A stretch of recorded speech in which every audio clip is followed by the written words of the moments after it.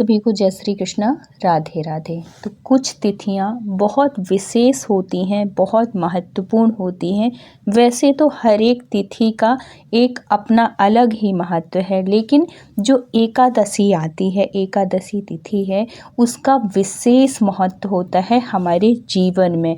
अगर हम भगवत प्राप्ति करना चाहते हैं तो हम एकादशी का व्रत करके उसमें पूजा पाठ नियम करके हम भगवत प्राप्ति कर सकते हैं, भगवान की कृपा प्राप्त कर सकते हैं। तो एकादशी की जो तिथि है बहुत महत्वपूर्ण है। इस दिन आप दान धर्म बहुत से अच्छे कर्म करके, कहीं अच्छे मंदिर में जाके दान पुण्य करके बहुत लाभ अर्जित कर सकते हैं।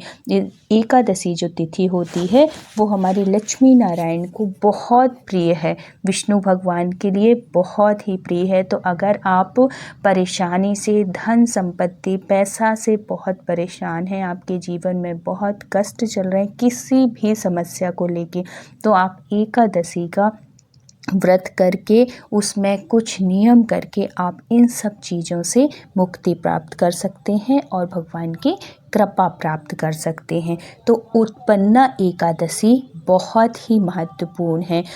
ये धन संपत्ति वैभव सबके लिए है। धर्म अर्थ काम मोक्ष सबकी प्राप्ति होती है उत्पन्ना एकादशी से। बहुत ही महत्वपूर्ण है। उत्पन्ना एकादशी का व्रत मार्गशीर्ष महीना वैसे ही बहुत ही पुण्यकारी होता है, जो कि लक्ष्मी जी को अत्यंत प्रिय है। तो इस दिन कोई भी तिथि है, कोई भी त्योहार हो, बहुत ही विशेष महत्व हो जाता है। तो उत्पन्ना एकादशी व्रत मार्गशीर्ष मास की कृष्ण पक्ष की एकादशी को रखा जाता है। इस दिन भगवान श्री विष्णु की पूजा का विधान है।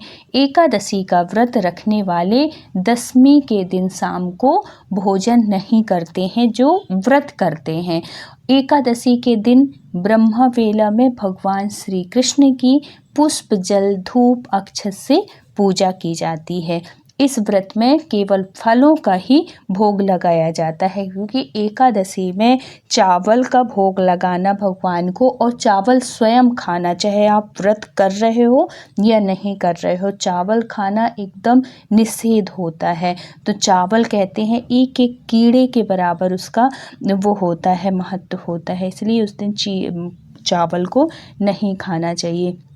और उस दिन भगवान की विशेष पूजा करना चाहिए। पंचामृत से स्नान कराइए, आप भगवान को खूब अच्छा भोग लगाइए, मतलब वैसा भोग चावल छोड़ के आप लगा सकते हैं भोग। यह ब्रह्मा विष्णु महेश त्रिदेवों का संयुक्त अंश माना जाता है, ये जो तिथि है, इसीलिए इसे दत्तात्रेय के रूप में आज के दिन ही दत्तात्रेय का रूप प्राप्त हुआ था। यह मोक्ष देने वाला व्रत भी माना जाता है। कहते हैं ना कि धर्म अर्थ काम मोक्ष सब कुछ इस व्रत को करने से प्राप्त होता है। बहुत ही फलदायी, बहुत ही आप अपनी सामर्थ्य के हिसाब से ज़रूर दान पुण्य करिए। जितनी भी आपकी सामर्थ्य हो आप उस हिसाब से ज़रूर करिए। पास में गौशाला है, गौशाला जाइए, मंदिर है, मंदिर जाइए, दीपदान करिए। कुछ तीर्थ स्थान हैं, कुछ ऐसी नदियां हैं, तो आप वहाँ पे जाके स्नान करिए और फिर दान धर्म करिए। तो कथा है, सतयुग में एक बार मुर नामक दैत्य ने देवताओं पर विजय प्राप्त कर इंद्र को उनके पद से हटा दिया था। देवता भगवान शंकर की शरण में पहुँचे, बहुत परेशान हो गए थे जो देवता थे, क्योंकि वो जो मुर राक्षस था वो बहुत बलशाली हो गया था। तो देवता यहाँ वहाँ भटक रहे थे। तो फिर बाद में भगवान शंकर की शरण में पहुँचे। तब भगवान शंकर ने देवताओं को विष्णु जी के पास भेजा। तो विष्णु जी ने दानवों को भी परास्त कर दिया, जितने दानव थे वो सबको परास्त कर दिया, परंतु जो मुर था वो भाग गया। विष्णु ने मुर को भागता देखकर लड़ना छोड़ दिया, क्योंकि जो राक्षस होते हैं वो बहुत मायावी होते हैं, और इसको मुर को भागता देखकर लड़ना छोड़ दिया और बद्रिकाश्रम की गुफा में आराम करने लगी, क्योंकि इतने दैत्यों के साथ उन्होंने लड़ाई की थी। तो विश्राम करने के उससे बद्रिकाश्रम की गुफा में चले गए थे। मुर ने वहाँ पहुंचकर श्री विष्णु जी को मारना चाहा कि अभी ये आराम के उसमें है तो मैं यहाँ पे इनको वो मार दूँगा।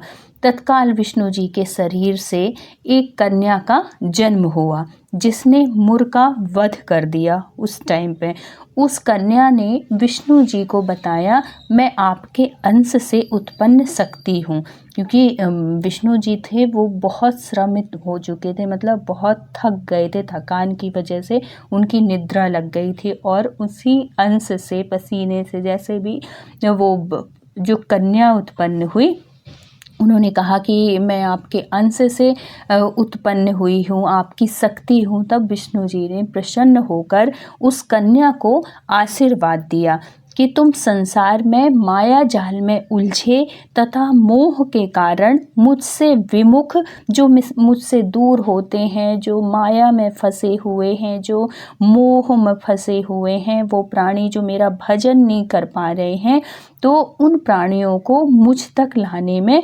सक्षम होगी। जो आज की एकादशी, जो उत्पन्ना एकादशी का व्रत करते हैं या कथा सुनते हैं या उस दिन भगवान लक्ष्मी नारायण के मंदिर जाके या घर में भी आप विधिवत पूजन करते हैं, तो आपको ये जो शक्ति है भगवान विष्णु की, उत्पन्ना एकादशी जो है, ये विशेष आशीर्वाद देती हैं, कृपा प्रदान करती हैं, क्योंकि इनको भगवान विष्णु ने स्वयं आशीर्वाद दिया है कि जो मोह में उलझे हुए हैं, जो माया जाल में उलझे हुए हैं और जो मुझसे विमुख हैं, उन प्राणियों को मुझ तक लाने में तुम उनकी सहायता करोगी, उनको इन सब मोह जाल से हटाओगी।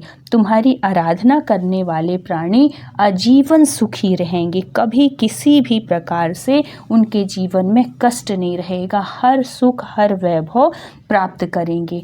यही कन्या एकादशी कहलाई, ये जो शक्ति थी जो इनके शरीर से उत्पन्न हुई थी।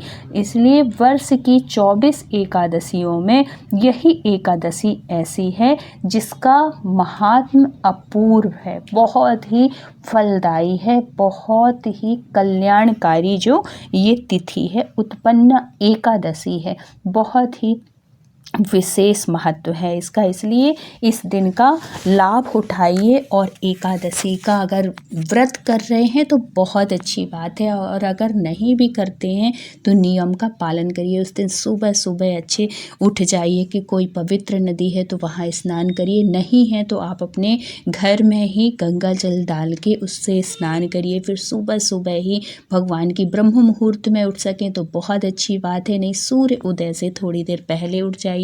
और है तो भगवान विष्णु का, लक्ष्मी नारायण का बहुत अच्छे से विधिवत आप उनकी पूजा करिए, विशेष कृपा प्राप्त होगी आपको, और आपके जीवन में जो भी कष्ट हैं वो दूर होंगे। तो भगवान लक्ष्मी नारायण आप सबके जीवन में बहुत खुशियाँ लाएं, आपकी सारी मनोकामनाएं पूर्ण हो, यही कामना करते हैं भगवान से। तो अगर वीडियो अच्छा लगा हो तो प्लीज़ लाइक, शेयर और सब्सक्राइब करिएगा। फिर मिलते हैं किसी धार्मिक कहानी या सत्य घटना के साथ, तब तक के लिए राधे राधे। न एकादशी 15 तारीख को रह जाएगी और 16 तारीख को इसका पारण होगा, क्योंकि ये ब्रह्म मुहूर्त में आ गई है और 16 तारीख को कुछ टाइम तक के लिए ही है, इसलिए 15 तारीख को ही जो उदया तिथि मानते हैं रहेंगे।